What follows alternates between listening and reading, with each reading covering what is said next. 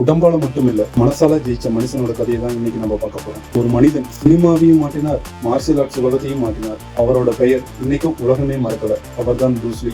1940 San பிரான்சிஸ்கோல பிறந்த Bruce லீ வளர்ந்தது ஹாங்காங்ல. சின்ன வயசுல இருந்து ஸ்ட்ரீட் ஃபைட்ஸ், பிரச்சனைகள், கோபம், இப்படி ரஃப் லைஃப் தான். ஆனா அந்த கோபத்தை ஸ்ட்ரென்த்தா மாற்றினவர் ப்ரூஸ் லீ. அவர் மார்ஷியல் ஆர்ட்ஸ் கற்றது செல்ஃப் டிஃபென்ஸ்க்காக மட்டுமில்ல, உடம்பையும் மனசையும் கண்ட்ரோல் பண்ணு விங் சன் என்ற மார்ஷியல் ஆர்ட்ஸ்ல ட்ரைனிங் எடுத்தார். பிறகு அவர் சொன்ன ஒரு டயலாக் உலக ஃபேமஸ் ஆனது, பி வாட்டர் மை ஃப்ரெண்ட். அதாவது தண்ணீர் மாதிரி இரு, எந்த சூழ்நிலையும் அடாப்ட் ஆகு, தடைகள் வந்தா உடையாது, வழி கண்டுபிடிச்சு ஓடு. அந்த பிலாசபி தான் ப்ரூஸ் லீயை வேற லெவலுக்கு எடுத்துச்சு.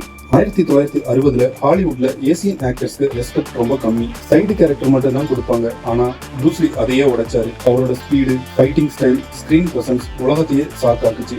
ஒரு பஞ்ச் அடிக்கிற ஸ்பீட் கேமராக்கே பிடிக்கலன்னு சொல்லுவாங்க. அவர் நடித்த என்டர் த டிராகன் படம் உலகம் முழுக்க மார்ஷியல் ஆர்ட்ஸ் கிரேஸ் உருவாக்கிச்சு. ஆனா ப்ரூஸ் லீ ஒரு ஃபைட்டர் மட்டும் இல்ல, அவர் பிலாசபரும் கூட.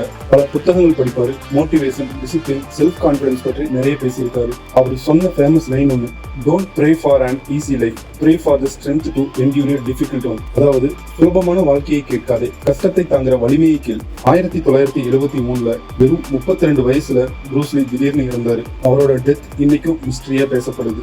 ஆனா சில மனிதர்கள் உயிரோடு இருந்த காலத்துல பெரியவர்கள் ஆக மாட்டாங்க, அவர்கள் விட்டு சென்ற தாக்கத்தால பெரியவர்கள் ஆவாங்க. ப்ரூஸ் லீ அப்படிப்பட்ட மனிதர். இதுக்கே நம்ம தமிழ்ல ஒரு வரி, வினைத்திற்பம் என்பது ஒருவன் மனத்திற்பம். அதாவது ஒரு மனிதனின் உண்மையான பலம் அவனோட மன உறுதி. ப்ரூஸ் லீ உடம்பால மட்டும் ஸ்ட்ராங் இல்ல, மனசால ஸ்ட்ராங்கான மனுஷன். அதனாலதான் அவர் ஒரு நடிகர் மட்டும் இல்ல, இன்னைக்கும் உலகம் அட்மையர் பண்ணுற ஒரு லெஜண்ட்.